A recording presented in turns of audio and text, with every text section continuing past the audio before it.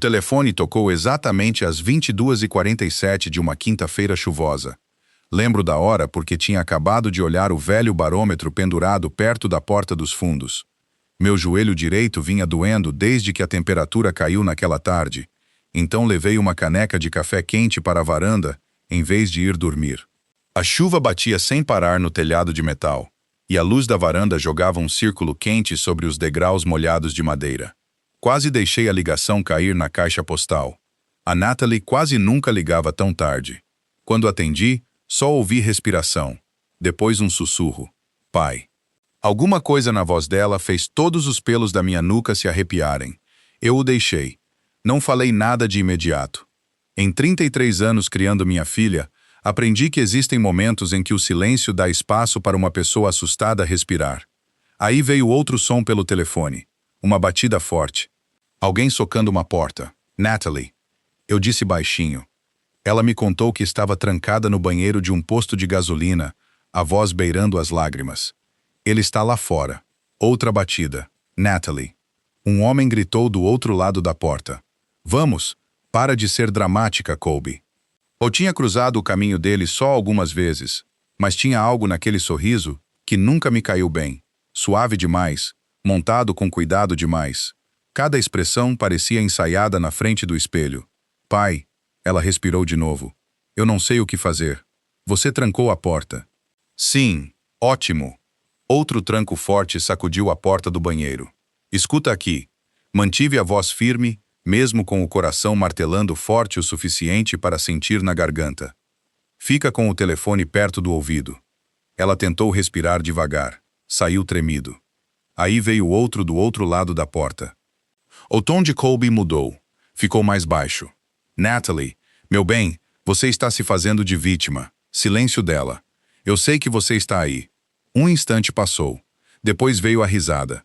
Bom, vamos rir disso amanhã. Fechei os olhos por um segundo. Não era assim que soa um homem tentando consertar as coisas. Era o som de alguém que já tinha certeza de que a história já era dele. Onde você está? Perguntei. Bem-vindo de volta a este canal. Fico feliz que você esteja aqui. Se histórias como essa tocam em você, ajuda muito quando você acompanha, para não perder o que vem a seguir.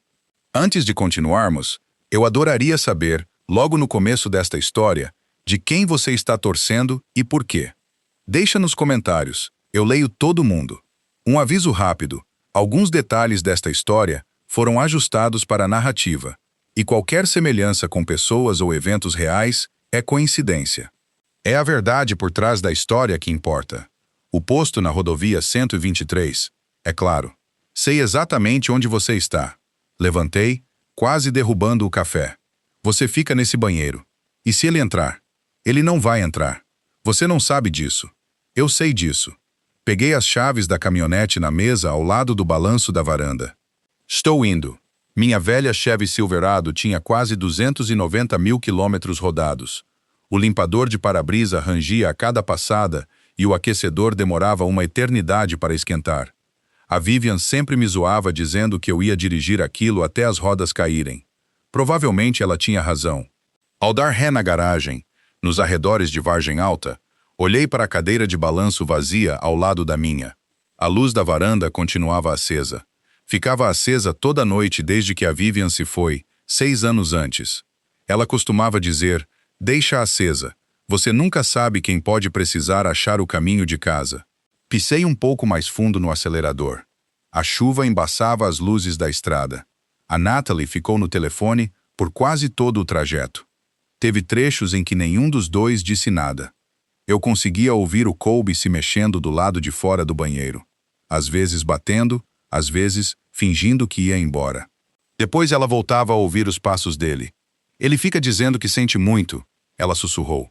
Você acredita nele? Não. Então não abre essa porta. Eu devia ter saído meses atrás. Não. O quê? Você devia ter saído na primeira vez que ele te deixou com medo. Silêncio. Depois baixinho, eu sei. 27 minutos depois, entrei no posto de gasolina. A chuva tinha diminuído para uma garoa fina. O Colby estava do lado de fora do prédio com as mãos enfiadas nos bolsos do casaco. Ele se portava exatamente como um homem que queria que estranhos o vissem como razoável. cabelo bem cortado, botas engraxadas, sorriso fácil. Quando avistou minha caminhonete, aquele sorriso se abriu ainda mais. Desci devagar. Meu joelho reclamou assim que recebeu o peso do corpo. A gente aprende, com a idade, a esconder a dor do rosto na frente de quem procura por ela. O Colby veio andando na minha direção. Senhor Puig. Não respondi. Ele parou a poucos metros. Agradeço por ter vindo. Continuei sem falar. Ele acenou a mão em direção à loja. Isso é só um mal-entendido entre eu e a Natalie. Olhei além dele, para o corredor onde ficavam os banheiros. Depois voltei os olhos para ele. Não mais. O sorriso dele se apertou pela primeira vez. Senhor, casal briga. Brigam mesmo. E às vezes as pessoas exageram. Exageram mesmo. Então talvez o senhor pudesse convencer ela a sair. Não. Ele piscou. Não, não. Nenhum dos dois se mexeu por vários segundos. Carros paravam para abastecer. Uma mulher passou correndo carregando um menininho de pijama de foguete.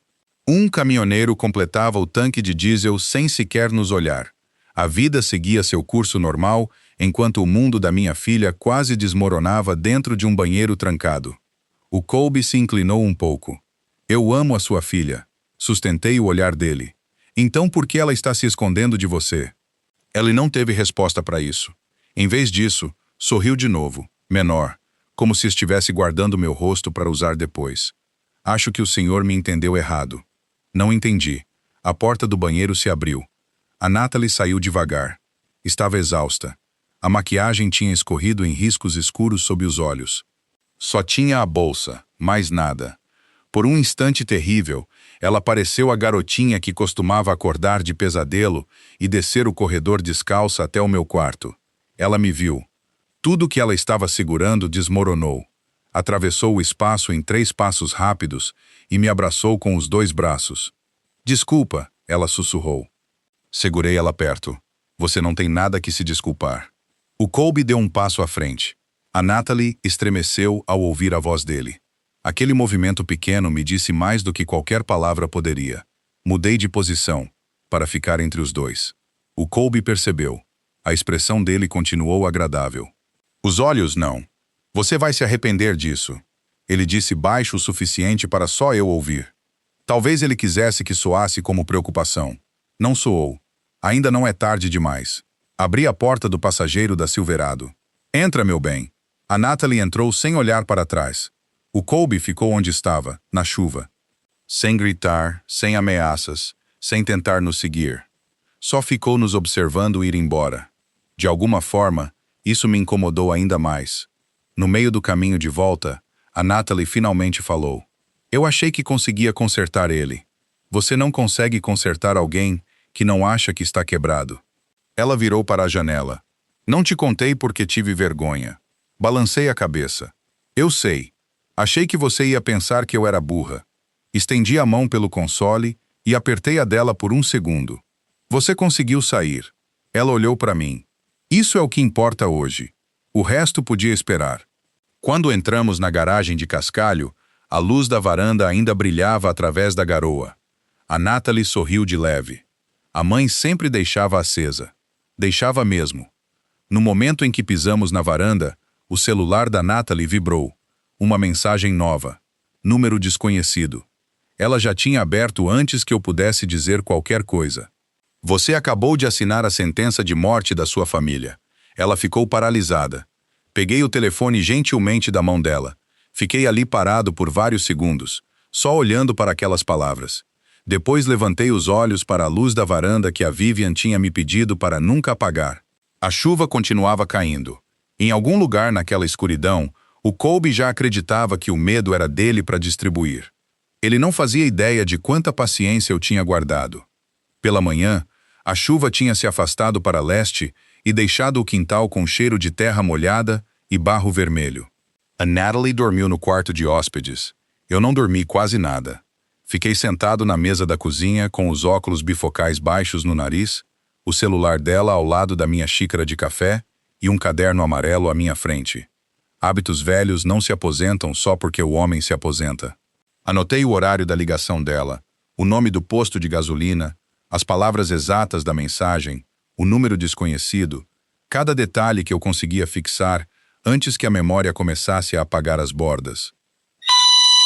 Às 6h15, a Natalie entrou usando um dos velhos moletons da Vivian, da Universidade Federal de Vale Verde. Ficava frouxo nela. Você guardou isso? Ela perguntou. Estava no armário do corredor. Ela puxou as mangas por cima das mãos e se acomodou na cadeira do outro lado. Por um tempo, nenhum dos dois falou nada. A geladeira zumbia, a cafeteira estalava. Lá fora, um sabiá cantava como se tivesse posse pessoal do condado inteiro. Por fim, os olhos da Natalie pousaram no caderno. Você está anotando tudo. Sim, filha. Não quero que isso vire um caso grande. Coloquei os óculos na mesa. Meu bem, um homem te mandou uma ameaça de morte. O rosto dela se fechou. Eu sei o que ele mandou. Então já virou um caso. Ela desviou o olhar, e foi aí que percebi a vergonha se instalando. Não exatamente medo. Vergonha. Aquele tipo quieto e pesado que faz uma pessoa pedir desculpas pelo mal que sofreu. Odiei o Colby por isso mais até do que pela mensagem. Ele não começou assim, ela disse. Eles nunca começam. Ela voltou a olhar para mim. Eu não tinha planejado que aquilo saísse tão seco. A Natalie passou o polegar na borda da caneca. No começo ele era doce. Doce demais, talvez. Trazia almoço para mim na escola. Mandava flores. Lembrava de coisas pequenas que eu tinha mencionado uma vez. Eu lembro. Ele me fazia sentir vista. Balancei a cabeça. Isso importava. Homens como o Colby não começam com uma porta de banheiro trancada. Começam com rosas, com desculpas, com vozes suaves e crueldade suficiente escondida para parecer só uma tempestade passageira. Ele dizia, minhas amigas tinham inveja. A Natalie continuou. Depois dizia que a Roxanne era má influência. Depois dizia que meus colegas de trabalho não me respeitavam. Depois queria minhas senhas porque casal não devia ter segredo. Ela deu uma risadinha amarga. Eu ensino crianças a reconhecer relacionamentos tóxicos, pai. Eu sei. E mesmo assim não percebi. Não, eu disse. Você não deixou passar. Ele foi movendo a linha 1 centímetro de cada vez. Isso a fez chorar. Não alto. Só 2 lágrimas que ela enxugou depressa, como se tivesse vergonha de tê-las deixado cair. Ele conferia minha conta bancária. Ela disse. Não todo dia. Só o suficiente para eu saber que ele podia. Perguntava por que eu tinha gastado R$ 40 numa lanchonete. Por que eu tinha abastecido em Vargem Alta, em vez de aqui do lado? Por que eu não tinha atendido durante uma reunião de equipe? Fiquei quieto. Há momentos em que um pai quer desabar. Mas se você faz isso cedo demais, seu filho pode parar de contar a verdade. Então eu escutei. Ele me fazia sentir dramática. Ela disse que ele falava, Natalie, você tem 34 anos. É velha demais para agir feito adolescente. Ou dizia, seu pai te mimou demais. Por isso você não entende amor de verdade. Minha mão apertou a xícara sem eu perceber. A Natalie notou. Por favor, não fica bravo. Não estou bravo com você. Eu devia ter te contado. Você está me contando agora. Ela recostou na cadeira e olhou para a porta da varanda. Nem sei mais quem eu sou agora. Esperei.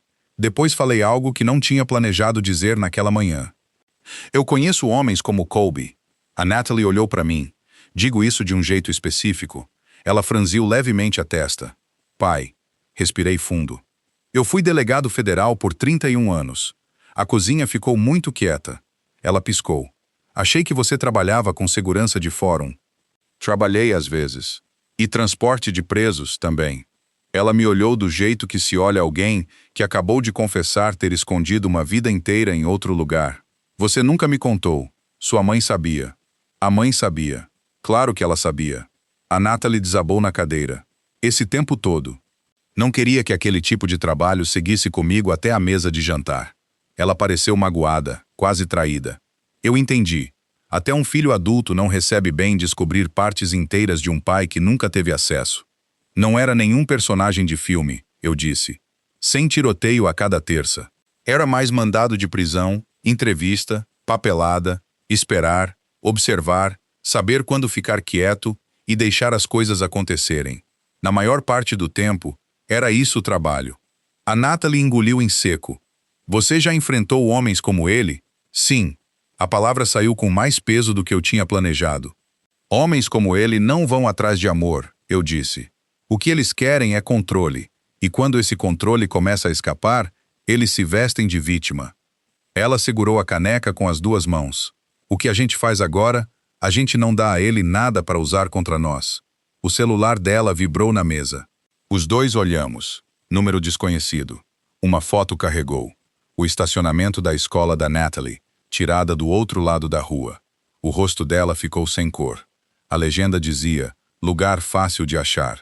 Ela se afastou da mesa tão rápido que a cadeira rangeu no chão. Eu não posso ir trabalhar.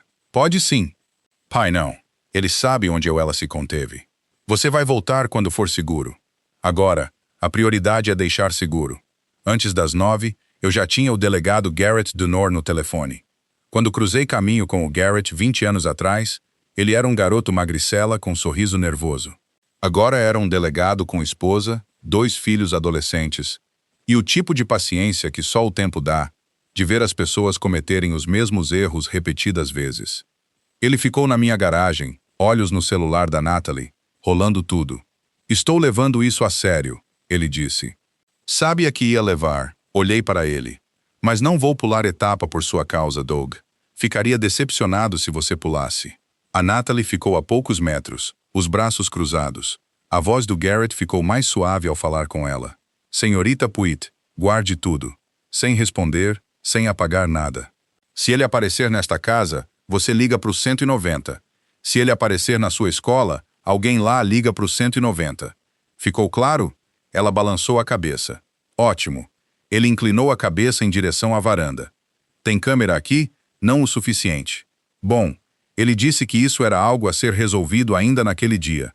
Ao meio-dia, o Wendell tinha chegado com sua Ford surrada, caixa de ferramentas na caçamba, 2 cadeiras dobráveis e um saco de sanduíches de churrasco de um lugar em Rio Bonito que ele jurava ser melhor do que qualquer coisa de Vargem Alta. Meu irmão mais velho andava como um homem montado com peças de liquidação. Quadril ruim, um ombro ruim, joelhos que anunciavam cada passo, mas dê a ele uma chave de soquete e um motivo para reclamar, e ele consertava quase qualquer coisa. Ele examinou as câmeras que eu tinha comprado de manhã. Soube que a gente vai fazer plantão, ele disse. Trouxe almoço.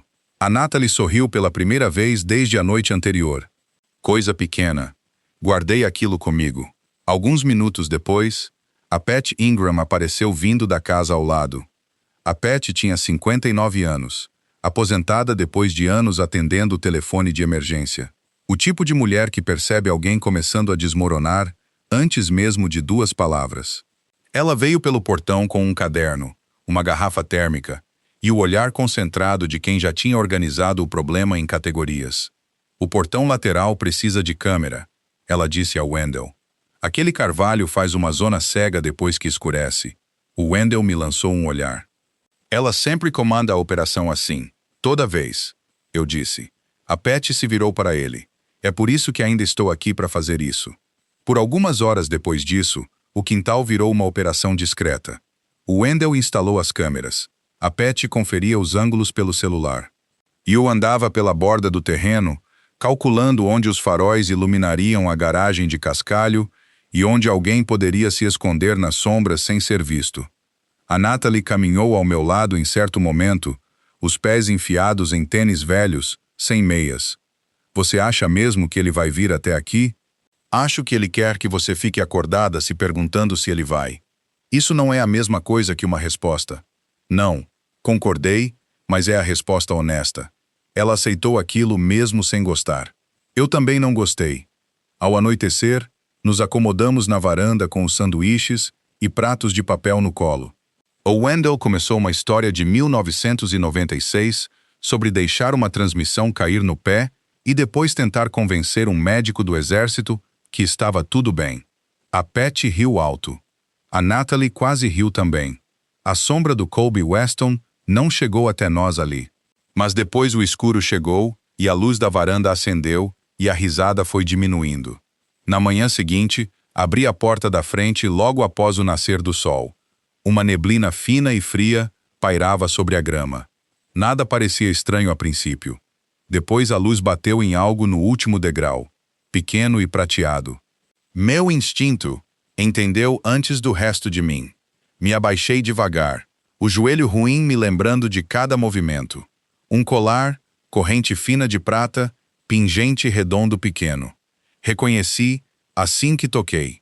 Eu tinha colocado aquilo nas mãos da Natalie, na tarde em que ela terminou a faculdade. Ela tinha guardado sob a toga da formatura, e sorriu tão largo que a Vivian mal conseguiu manter os olhos secos em uma única foto. Levantei com 2 dedos. O fecho estava quebrado. Atrás de mim, a Natalie disse: "Pai." Me virei. Ela viu o que tinha na minha mão. Toda a cor sumiu do rosto dela. O Colby Weston tinha estado na minha varanda. Sem gritar, sem bater, sem tentar armar uma cena, só perto o suficiente para deixar algo ali e deixar o silêncio falar por ele. Deixei o olhar percorrer os degraus, a grama molhada, a estrada parada na manhã. Depois apertei o punho em volta daquela corrente quebrada. O método de um valentão não é complicado. Ele empurra um limite. Depois recua e observa quem tem medo demais para revidar. Às 8 horas, a Patty tinha as imagens da varanda abertas no laptop. Ela sentou na minha mesa de cozinha com a mesma concentração calma que tinha atrás de um console de emergência. Uma mão no mouse, a outra em volta de uma caneca de café que ela esquentou 2 vezes e nunca chegou a beber. A Natalie ficou atrás dela, no mesmo moletom, se segurando com os próprios braços. O Wendell ficou na bancada, mastigando um biscoito. Fiquei perto da pia, olhando a tela. "Aí está", a Patty disse, o dedo pausando o vídeo, granulado, preto e branco, mas legível. Às 2h13 da manhã, um sedã escuro passou devagar pela minha garagem. Sumiu ao virar a esquina. Depois reapareceu sem os faróis acesos. Uma figura desceu perto da caixa de correio, capuz levantado, queixo baixo. Atravessou o quintal, do jeito que uma pessoa se move quando já percorreu aquele chão na cabeça antes. A Natalie fez um som baixo. A Pat se virou para ela. "Você não precisa continuar vendo. Eu preciso sim." A figura subiu os degraus da varanda, deixou algo perto da porta e parou. Aquela imobilidade foi o que me atingiu. Sem pressa, sem sinal de nervosismo. Por quase 10 segundos, ele ficou ali no clarão da luz da varanda, rosto virado para minha porta da frente, como se quisesse que a gente encontrasse a gravação e soubesse que ele tinha estado ali. Depois voltou para o carro. O Wendell parou de mastigar. "Bom", ele finalmente disse. "Isso não é de alguém tentando consertar as coisas com a namorada." "Não", eu disse. "É de alguém aumentando a pressão." A Natalie olhou para mim. "O que significa aumentar a pressão?" "Significa que ele está contando com o medo para te trazer de volta antes de precisar escalar mais." Ela se sentou devagar numa cadeira. A Patty fechou o laptop pela metade. "Doug, você está pensando o que eu estou pensando? Estou pensando que essa não é a primeira vez que ele usa essa cartilha." A Natalie olhou de um para o outro. "Vocês não podem saber disso." "Não", eu disse, "mas homens como Colby Weston geralmente não inventam isso tudo pela primeira vez." Aquela frase foi onde o rastro de papel começou. Passei o resto daquela manhã fazendo o que as pessoas imaginam que policiais aposentados fazem de forma cinematográfica, quando na realidade parece um homem parado lendo papelada. Registros públicos, documentos judiciais, endereços anteriores, processos cíveis, registros de imóveis, tudo que fosse legalmente acessível e demorasse a soltar o que sabia. A Natalie sentou na outra ponta da mesa, montando sua própria lista, cada incidente que conseguia lembrar. A primeira vez que ele exigiu a senha do celular dela. A primeira vez que ele a seguiu até virar piada. A noite em que ele socou a parede do próprio apartamento e disse que ela o tinha levado a isso. A cada poucos minutos, ela ficava quieta. Depois outra lembrança surgia, e ela ficava com aquela cara de quem se envergonha de algo que fizeram com ela. "Anota", eu disse, mantendo a voz firme. "Parece bobagem agora. Anota mesmo assim." Às 11h40, um nome surgiu. Brenda Farley Serra Nova, um pedido de medida protetiva que tinha sido arquivado 4 anos antes. Arquivado não era o mesmo que inventado. Às vezes, arquivado só significava que quem apresentou perdeu a coragem de continuar na sala. Puxei o histórico de endereços. O nome do Colby Weston aparecia listado a 2 ruas do antigo prédio da Brenda, na mesma época. Nada que se sustentasse em lugar nenhum, mas o suficiente para justificar uma pergunta.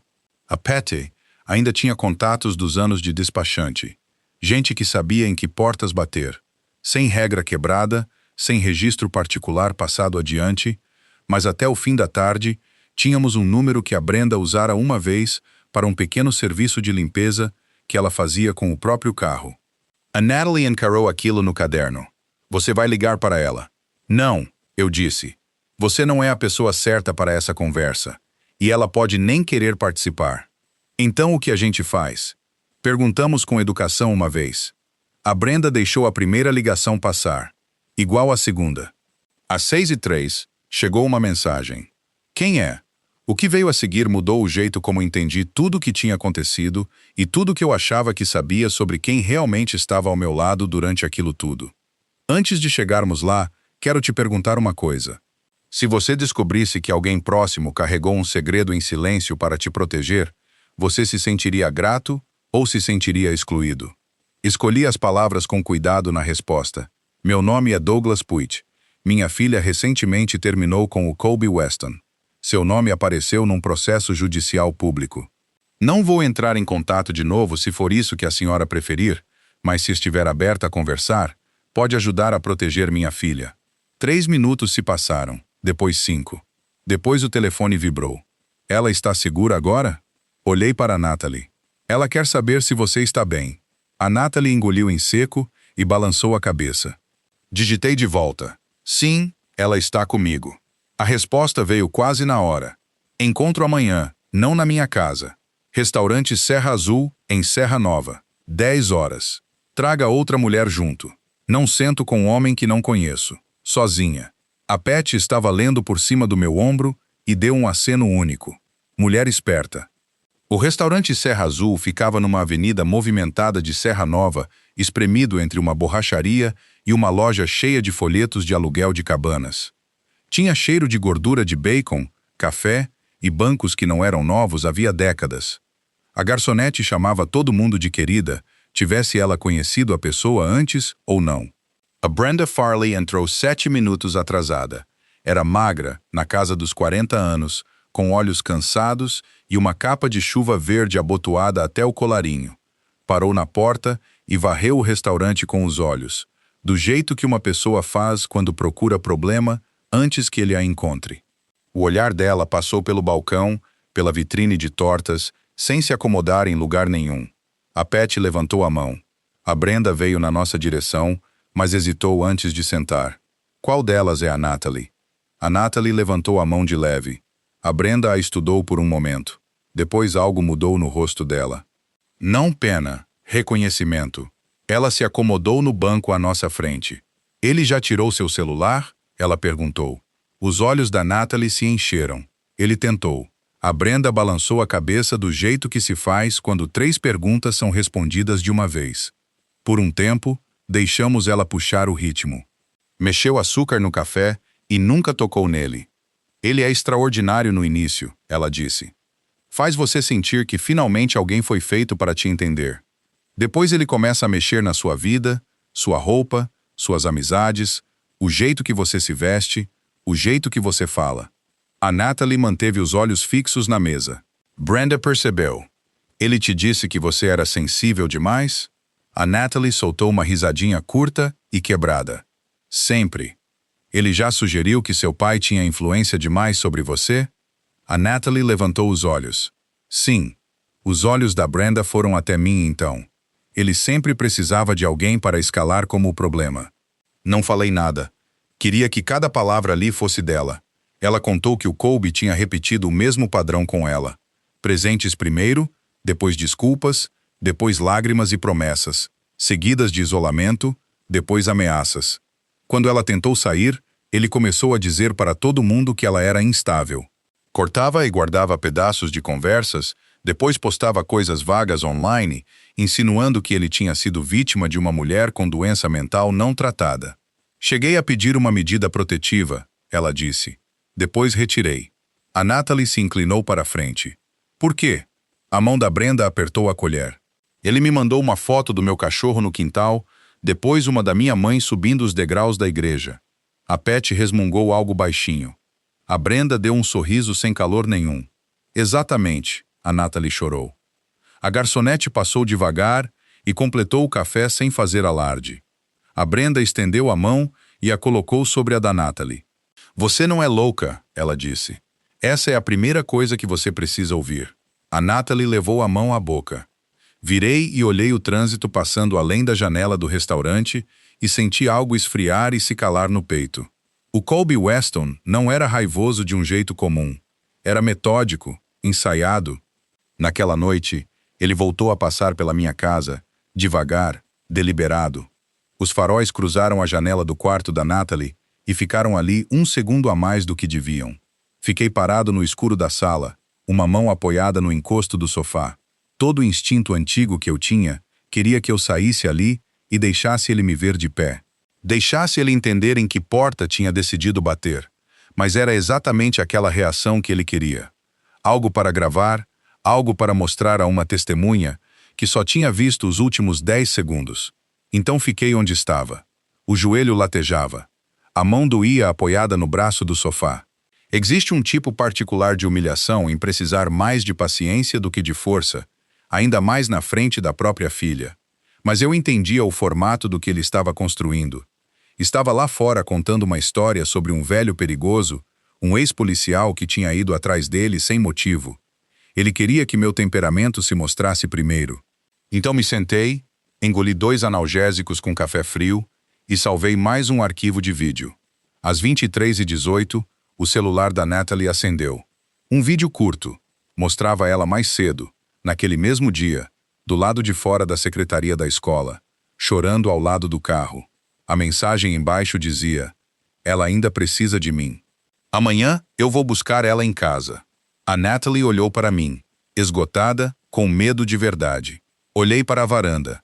A luz estava acesa. Então deixa ele vir, eu disse. Deixa ele conhecer todo mundo.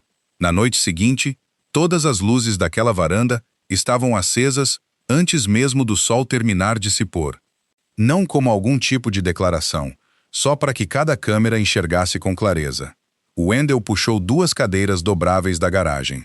Colocou uma ao lado da minha e se endireitou devagar. Sabe, ele disse quando eu me aposentei, achei que emoção era achar um preço bom de óleo de motor. Sorri.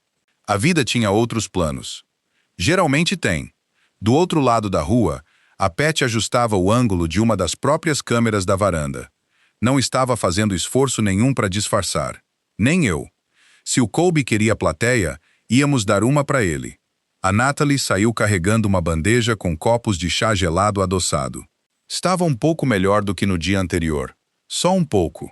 Cada movimento ainda carregava uma hesitação, como se ela se preparasse para alguém aparecer toda vez que atravessava uma porta. Você não precisa ficar aqui fora, eu disse a ela. Eu sei. Pode entrar se quiser. Ela balançou a cabeça. Não. A voz dela estava suave. Passei 2 anos me escondendo dentro de casa. Aquilo ficou comigo. Ela entregou um copo ao Wendell. Ele olhou para ela e sorriu. Seu pai e eu já somos velhos demais para correr atrás de alguém. A Natalie quase riu. Ótimo. Então se alguém aparecer, o Wendell continuou. A gente faz ele andar até nós. Até a Pat sorriu do outro lado do quintal. Às vezes o riso não resolve nada. Só lembra o medo de que ele não é dono de todo o canto daquela sala. Às 19h42, o delegado Garrett Dunor chegou na vizinhança. Deixou o carro meio quarteirão adiante. Nem na minha garagem, nem bem na frente. Perto o suficiente para agir rápido. Longe o suficiente para ninguém dizer que era intimidação. Desceu e veio até nós, esperando companhia. Acho que sim. Você está armado? Olhei para ele. Meu café ainda está quente. Ele deu um único aceno. Vou considerar isso um não. É um não mesmo. O Garrett olhou pelo quintal. Wendell, Pat, Natalie. 2 câmeras na varanda, uma na garagem, uma no portão lateral. Tudo visível, tudo legal. Bom esquema, ele disse. Não foi feito numa tarde. Ele olhou para a Natalie.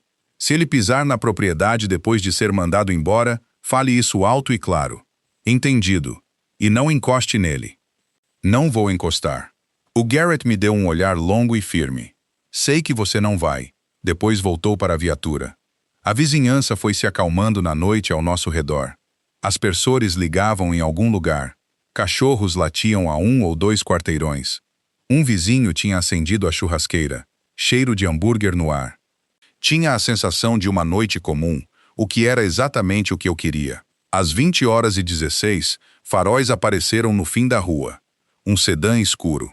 A Natalie ficou rígida. Vi antes dela dizer qualquer coisa. Pode entrar se quiser. Ela viu o carro vindo devagar rua acima, depois olhou para mim. Vou ficar. O sedã foi se aproximando da garagem. Parou, motor ligado. Ninguém saiu por quase 30 segundos. Depois o Colby Weston pisou no asfalto. Calça jeans limpa, camisa social e aquele mesmo sorriso tranquilo que eu tinha visto do lado de fora do posto de gasolina. O celular dele já estava levantado, firme, gravando. "Boa noite!" ele gritou. Ninguém respondeu. Ele veio andando em direção à varanda num ritmo calmo, ainda sorrindo, ainda filmando. Natalie, sem resposta. Só vim conversar. O Wendell se inclinou para o meu lado. Engraçado. Todo homem que começa com "só quero conversar", geralmente é o único que fala. Quase sorri com isso. O Colby chegou ao pé da escada. Angulou o celular para pegar todos nós no quadro.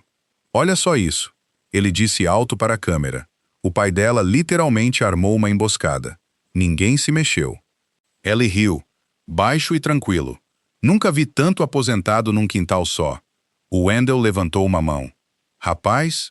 O Colby olhou. "Já passei por cirurgia de joelho que me assustou mais do que você." Até o Garrett, parado ao lado da viatura no fim da rua, baixou a cabeça por um segundo. O Colby deixou passar. O foco dele voltou para mim. "Senhor Puit." Mantive as mãos entrelaçadas. "Colby, você anda espalhando mentiras sobre mim." "Não, você tem procurado gente." "Sim, tentando destruir meu nome." Sustentei o olhar dele. "Não." Ele inclinou a cabeça. "Não? Não. Eu tenho reunido fatos." Algo cruzou o rosto dele. Rápido. Ali, e sumiu. Depois o sorriso voltou. "Natalie." A voz dele ficou mais suave. "Você sabe que esse não é o seu pai de verdade." A Natalie se levantou da cadeira. Os joelhos instáveis, mas a voz firme. "Você precisa ir embora." O Colby não deu atenção nenhuma a ela. Virou de volta para mim. "Você é quem está deixando ela com medo." Quase tive que admirar a audácia.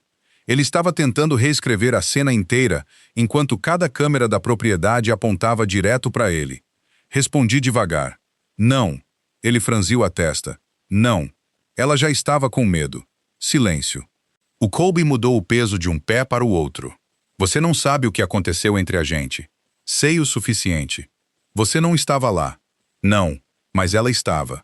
Os olhos da Natalie se encheram, não de medo, mas de finalmente ouvir alguém dizer que acreditava nela, sem exigir o tipo de prova que ela nunca deveria ter precisado dar. O Colby subiu o primeiro degrau da varanda. "Só quero 5 minutos." Fiquei sentado. "Não." Ele subiu outro degrau. "Eu mereço a chance de explicar." "Não. Mais um degrau.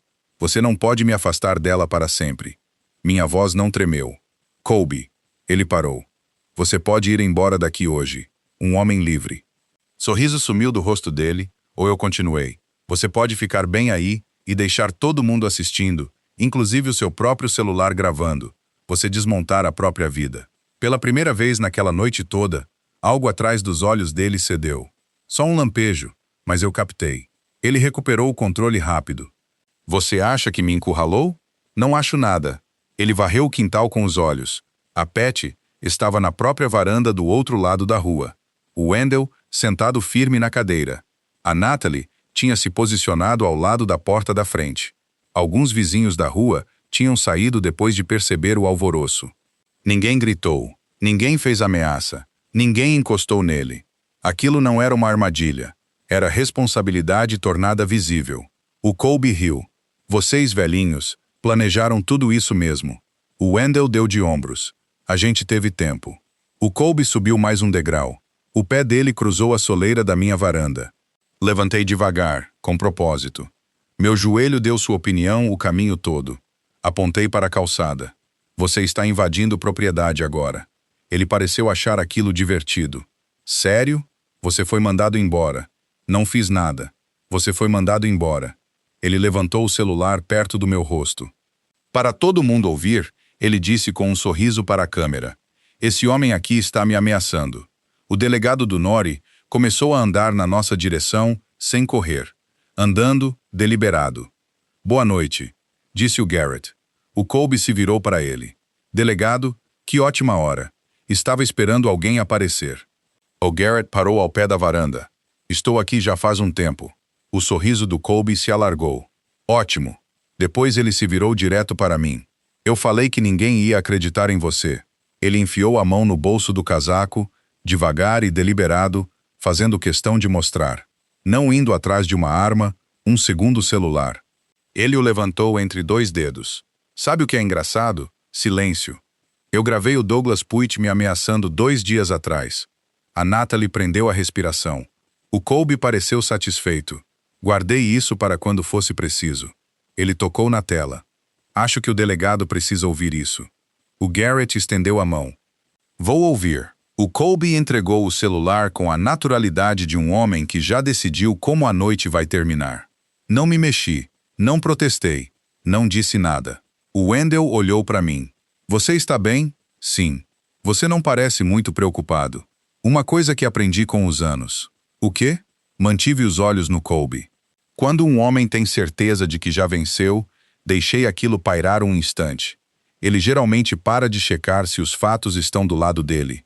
O Garrett apertou o play. A varanda ficou em silêncio absoluto. Ninguém falou enquanto a gravação tocava. O Colby ficou ali com os braços soltos, confiança escorrendo dele. A Natalie apertou o corrimão da varanda até os nós dos dedos ficarem brancos. O Wendell olhou entre mim e o delegado do NOR sem dizer nada.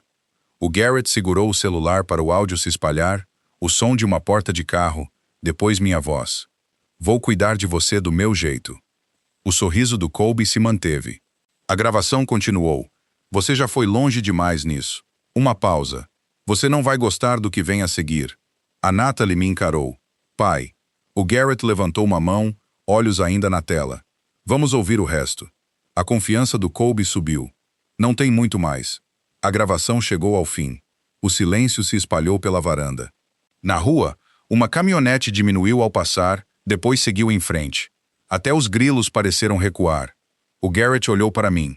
Doug. Dei um aceno único. Essa é minha voz. O rosto da Natalie desabou. O Colby abriu as mãos para o grupo. Eu falei. Ele sustentou o olhar do Garrett. Tenho ficado longe dele. Ele que veio atrás de mim. O Garrett não respondeu de imediato. Olhou para mim de novo, em vez disso. Quer responder? Quero. Enfiei a mão no bolso da camisa e tirei um pequeno pendrive. A testa do Colby franziu. O que é isso, minha cópia? A expressão dele mudou pouco, mas mudou. Eu gravo todas as ligações. Não, eu disse, mas minhas câmeras da varanda captam tudo o que acontece perto da minha porta da frente. Conversas incluídas. O Colby riu. Que conveniente. É mesmo. Entreguei o pendrive a Pat. Ela conectou no laptop, na mesa da varanda.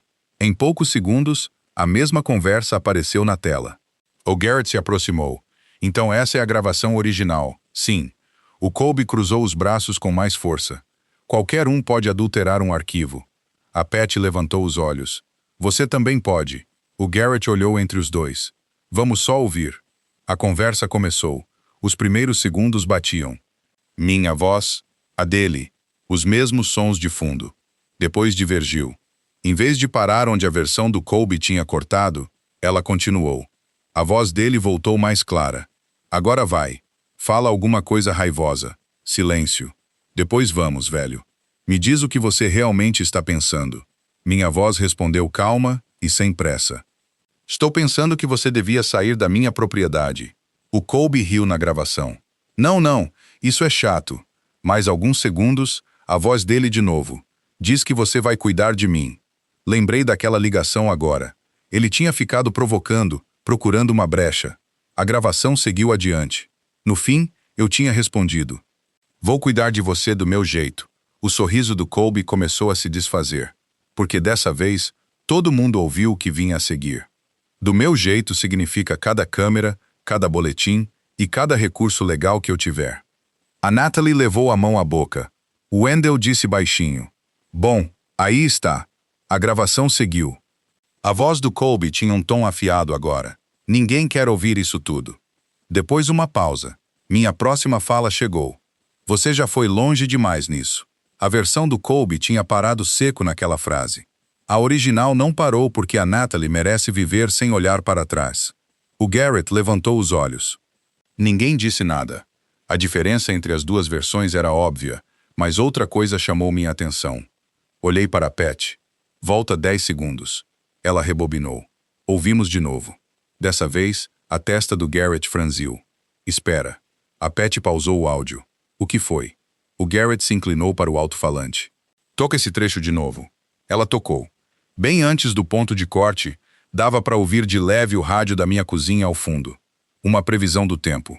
Chuva prevista para a região de Vale Verde durante a noite. Depois, na versão do Colby, pulava sem aviso. Céu limpo previsto para a tarde de amanhã. O Garrett olhou para o Colby. Interessante. O Colby não disse nada. Falei baixinho. Meu rádio estava ligado ao vivo naquele momento. O Garrett balançou a cabeça devagar. Uma previsão do tempo ao vivo não pula 12 horas em meio segundo. O Wendell murmurou. Tempo não muda tão rápido assim. Ninguém riu. O Garrett com certeza não. O Colby mudou o peso do corpo. Podia ser outra emissora. Podia ser, concordou o Garrett. Mas vamos ouvir o resto. A Pat deixou rodar. Perto do fim veio algo que nenhum de nós esperava. A ligação parecia estar terminando. Passos. Uma porta de carro. Depois a voz do Colby, distante, mais baixa. Quase baixa demais para captar. Isso já deve bastar. A varanda ficou completamente parada. O Colby encarou a tela do laptop. Começou a dizer algo. Parou. Não sobrava muito o que argumentar. O Garrett olhou para ele. Você esqueceu de cortar essa parte. O Colby engoliu em seco. Não sei do que você está falando. Sim, acho que sabe. O Garrett devolveu o celular. Você apresentou uma prova adulterada. Eu não editei nada. Você quer mesmo sustentar isso? O Colby abriu a boca, fechou. Naquele instante, outro carro parou no meio-fio. Um utilitário branco. A Natalie pareceu chocada. Eu conheço esse carro. Uma mulher desceu. Connie Tillman, a diretora da escola de ensino fundamental da Natalie. Ela veio andando carregando uma pasta. Desculpa o atraso.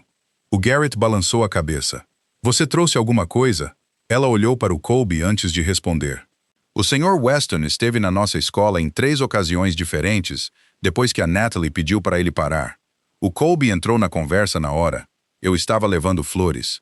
A Connie não deu atenção àquilo. Nossas câmeras de segurança mostram ele estacionado do outro lado do pátio esperando por mais de 1 hora na última terça. Ela entregou ao Garrett um conjunto de fotos impressas. A Natalie olhou para elas. Eu nunca soube disso. Não era para você saber. A Connie disse, a voz gentil. Uma funcionária percebeu porque via o mesmo carro sempre. O Colby olhou ao redor agora, a compostura rachando nas bordas. Isso é absurdo. O outro carro parou, a Brenda desceu. Ela não tinha planejado estar ali. Isso ficava claro no jeito que hesitou antes de subir pela garagem. O Garrett olhou. Senhorita Farley. Ela balançou a cabeça. Gostaria de dar um depoimento. O Colby de fato deu um passo para trás. A Brenda percebeu. Você se lembra de mim? Ele forçou um sorriso. Acho que houve alguma confusão. Não. A voz dela estava firme. Já cometi esse erro uma vez. Ela ficou ao lado da Natalie, não na frente dela. Ao lado. Ele me afastou da minha família, a Brenda disse. Ele gravava nossas discussões. Adulterava aquelas gravações. Depois saía contando para todo mundo que eu era instável. O Garrett anotava com firmeza no caderno. O Colby olhou pela varanda. Para todo lado que virava, outro pedaço da história real tinha chegado antes que ele conseguisse reescrever. Aí o celular dele vibrou. Ele olhou sem pensar. A transmissão ao vivo dele ainda estava rolando. Uma enxurrada de comentários passava na tela. As pessoas tinham assistido tudo se desenrolar. O plano dele de me fazer parecer um velho amargo e ameaçador tinha virado um registro transmitido ao vivo da própria história dele desmoronando. Ele encerrou a transmissão. Tarde demais. O Garrett deu um passo à frente. Colby Weston. O Colby levantou os olhos. Com base no que presenciei esta noite, junto com relatos anteriores em arquivo, Estou prendendo o senhor à espera de acusações, incluindo invasão de propriedade, assédio, intimidação e possível adulteração de provas. Acusações adicionais podem ser incluídas conforme a investigação avança. O rosto do Colby ficou branco. Você não pode estar falando sério. Estou. Esse velho armou tudo isso contra mim. Finalmente falei. Não. O Garrett tinha ficado com o celular do Colby. Câmeras não armam nada contra ninguém. Girou o Colby e travou as algemas. A Natalie começou a chorar baixinho. Não pela prisão em si, porque pela primeira vez em muito tempo, ela não precisava mais se perguntar se alguém ia ficar do lado dela. O Garrett o levou até a viatura, e o Colby se virou para trás, um último olhar na minha direção. Aquele sorriso voltou, menor, sem a confiança de antes. Isso não acabou. A porta bateu, a luz traseira encolheu, e sumiu. 2 semanas depois, eu estava de volta naquela mesa da cozinha, quando o correio da tarde chegou. Enterrado entre contas e panfletos, tinha um envelope grosso de um escritório de advocacia em Vargem Alta. A Natalie espiou por cima do meu ombro. O que é? Abri. Uma notificação extrajudicial. O Colby planejava me processar por assédio. Sofrimento emocional, difamação. Os ombros da Natalie caíram. Ah, não. Li até a última página. Depois dobrei o papel com cuidado. O Wendell me estudou do outro lado da mesa. Você vai perder o sono com isso. Senti um sorriso puxando o canto da boca. Não. Por quê? Bati o envelope na mesa porque ele finalmente colocou tudo no papel. 3 semanas depois disso, eu estava parado na calçada em frente ao fórum do condado de Vale Verde, segurando um copo de papel com café já frio há tempos. O ar tinha aquela qualidade de final de primavera que o interior da Minas Gerais faz tão bem. Grama molhada e recém-cortada. A Natalie estava ao meu lado, num blazer cinza carvão que ela geralmente guardava para reunião de pais. Nervosa? Não com medo. Tem uma distância entre as duas coisas. Metal faz você sair pela porta. Nervoso é ficar com os pés firmes no chão. Você está bem? Perguntei. Um aceno. Acho que sim. Você não precisa ser perfeita lá dentro. Eu sei. Só honesta. Ela puxou um fôlego longo e devagar. Isso eu consigo. Primeira vez que acreditei nisso em meses. O Colby apareceu 10 minutos depois. Terno cinza escuro, cabelo recém-cortado, sapatos brilhando. Um estranho passando na rua o teria tomado por um profissional impecável com algum compromisso importante. Ele sempre soube se vestir para o papel. Ele nos notou. Quase esperei o sorriso de sempre. Em vez disso, ajeitou a gravata e continuou andando. O advogado dele deve ter finalmente conseguido fazer entender que charme não é prova. Dentro do fórum, era mais modesto do que qualquer versão de televisão da justiça. Sem teatro, só bancos de madeira, vozes baixas e torres de documentos. O delegado Garrett Denor nos avistou e baixou o queixo. Até agora, tudo bem, ele murmurou. Conseguiu dormir? Perguntei. Um pouco, ele deu um sorriso cansado. A papelada depois de uma prisão é o castigo de verdade. Não me diga. Ele riu. Algumas coisas nunca mudam. A Natalie enroscou a mão no meu braço. Você sente falta do trabalho de verdade? Pensei um pouco. Não. Então do que você sente falta? Das pessoas que precisavam de alguém do lado delas. A expressão dela suavizou. Parece que você ainda faz isso. A voz do oficial cortou o ambiente, chamando todo mundo para se levantar. A audiência durou quase 3 horas, não por causa de nenhum drama, mas porque montar a verdade peça por peça é trabalho lento. O advogado do Colby argumentou que eu tinha conduzido uma campanha coordenada contra o cliente dele. Disse que eu tinha caçado antigos conhecidos, prejudicado a reputação do Colby, deliberadamente tentado assustá-lo. Nossa advogada, a Rose, sem levantar a voz, colocou 3 pastas grossas na mesa e abriu na sequência. Primeiro, mensagens de texto impressas. Segundo, fotografias, registros de chamadas, marcações de horário, imagens de câmeras de segurança. Terceiro, transcrições, depoimentos assinados de testemunhas, registros públicos autenticados. Um fato sozinho é fácil de descartar. Uma sala cheia deles pesa diferente. A Patty foi a primeira a depor. Explicou ao tribunal como o sistema da vizinhança Captava as imagens, guardava e carimbava automaticamente cada trecho com uma marcação digital que não podia ser alterada. O advogado do Colby a pressionou. Ela tinha algo contra o cliente dele? A Pat mal reagiu. Não o conhecia o suficiente para formar opinião. Ela disse. Alguns sorrisos na plateia. Só posso falar sobre o que as câmeras gravaram. Nada mais, nada menos. O Garrett foi depois. Explicou que tratou o Colby e a mim de forma idêntica desde o primeiro dia da investigação. Ninguém teve tratamento mais leve. Agora, o senhor conhece o Sr. Puig há anos. Verdade. E isso influenciou seu trabalho no caso? Me fez cobrar mais de mim mesmo. Aquela resposta caiu bem com o juiz e comigo. Depois a Brenda subiu ao banco de testemunhas. Mais firme do que naquela primeira tarde no restaurante Serra Azul, ainda cautelosa, mas não mais retraída. Ela expôs o padrão, os presentes iniciais, o isolamento lento, as gravações cortadas e moldadas, no esforço de fazer todo mundo ao redor dele duvidar do próprio julgamento. O Colby manteve o olhar fixo em algum ponto além dela o tempo todo. Nem uma vez olhou para ela. Quando o nome da Natalie foi chamado, ela olhou para mim. Dei um aceno único, nada mais. Ela não precisava mais que eu carregasse nada por ela. Foi até a cadeira de testemunha sozinha. As mãos tremeram durante o juramento. Assim que começou a falar, ficaram firmes. Ela contou ao tribunal sobre o peso daquele celular.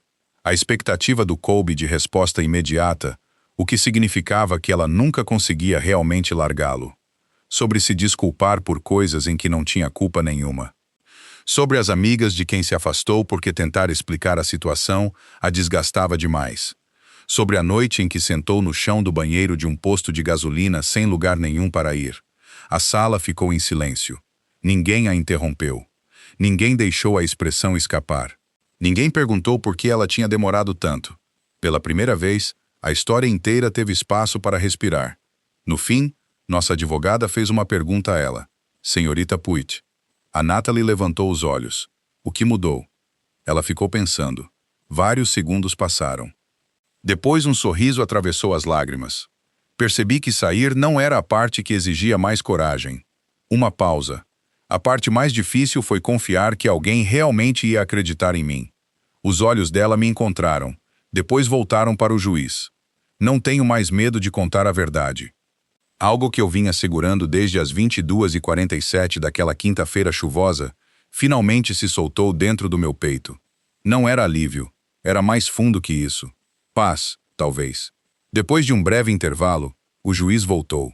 Deu a sentença numa voz firme, sem calor, sem suavidade, só a lei aplicada aos fatos.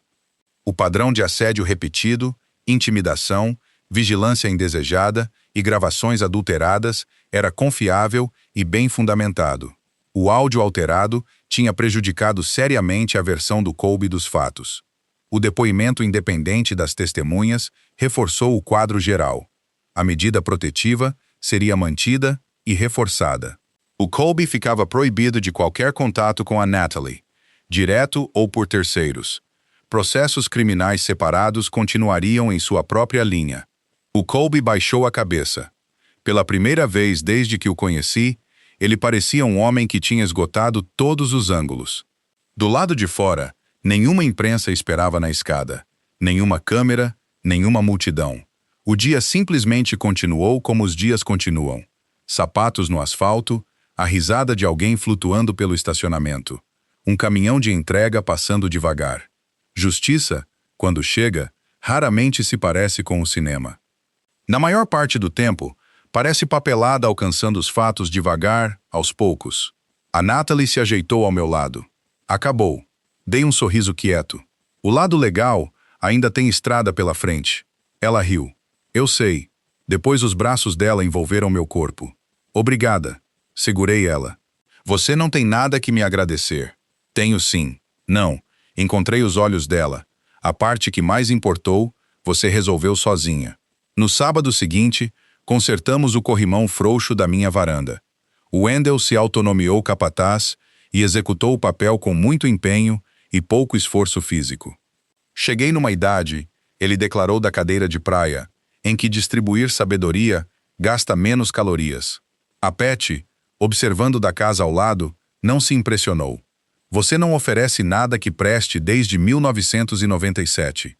Tem uma lembrança clara de um conselho bom em 2003. Qual foi? Disse por Doug se livrar daquela poltrona horrorosa. A Natalie Hill. Ele ficou com ela mesmo assim. Ainda é feia, disse a Pat. Primeiro momento de risada, em meses sem nenhum propósito por trás. Ninguém fingindo tranquilidade, ninguém usando aquilo para esconder medo. Estava ali simplesmente, do jeito que risada deveria ser. Enquanto apertávamos o último parafuso do corrimão, encostei no poste da varanda para dar um descanso ao joelho. A Natalie percebeu na hora. Deixa eu terminar. Ainda tenho uns bons anos em mim. Ela sorriu. Eu sei. Olhei para a luz da varanda. Eu não vou sempre poder ficar entre você e o que vier a seguir, meu bem. Ela balançou a cabeça. Não estou te pedindo isso. Não. Você já me mostrou o que eu precisava saber. Aquilo me atingiu num lugar que eu não tinha preparado. Coloquei a mão no ombro dela. Só me promete uma coisa. Diz. Quando as coisas ficarem escuras, ela olhou para a luz. Mantenha acesa. Sorri. Essa é a promessa. Mais tarde, depois que o quintal esvaziou e ficou quieto, levei 2 copos de chá gelado adoçado para a varanda. Um para mim. O outro sentei ao lado da cadeira de balanço vazia da Vivian. Grilos nas árvores na borda do quintal. A vizinhança se acomodando em mais uma noite comum da Minas Gerais. A luz da varanda firme acima dos degraus, igual todas as noites, desde que minha esposa me fez prometer nunca deixar apagar. Por muito tempo, achei que proteger quem eu amava significava me colocar entre eles e o que ameaçava machucá-los. Se você chegou até aqui comigo, obrigado. De verdade, essa não foi fácil de contar. Olhando para trás, o que mais me marca não é o tribunal, nem as gravações, nem sequer o momento em que a verdade finalmente veio à tona. É o que aquela provação toda custou a Natalie, nos anos antes de qualquer coisa chegar a um juiz. A confiança dela, as amizades dela, o senso do que era real. Acredito que Deus coloca pessoas na vida umas das outras por razões que nem sempre são claras na hora. E preciso acreditar que aquela luz da varanda acesa toda noite, do jeito que a Vivian me pediu para manter, fazia parte de algo maior do que eu entendia. Se essa história deixa alguma coisa com você, que seja isso. Documente tudo. Uma marcação de hora, uma foto, uma mensagem salva, prova silenciosa, dura mais que mentira alta, sempre. Se alguém trabalha para te afastar das pessoas que te amam, preste atenção. Isolamento nunca é acidental. Quando alguém que você ama diz que algo parece errado, acredite antes da prova chegar, não depois. E se um dia você se ver diante de uma notificação extrajudicial feita para te calar de medo, lembre que no momento em que um valentão coloca as ameaças por escrito, ele te deu um presente. Se essa história chegou até você, compartilhe com alguém que precise ouvir isso. Uma filha, uma vizinha, uma amiga que já ouviu demais que ninguém vai acreditar nela. Deixe um comentário e me conte o que ficou com você. E se ainda não fez, eu ficaria grato se você se inscrevesse neste canal. Tem mais histórias como essa para contar e eu gostaria que você estivesse aqui para elas. Obrigado por ouvir. Cuidem uns dos outros.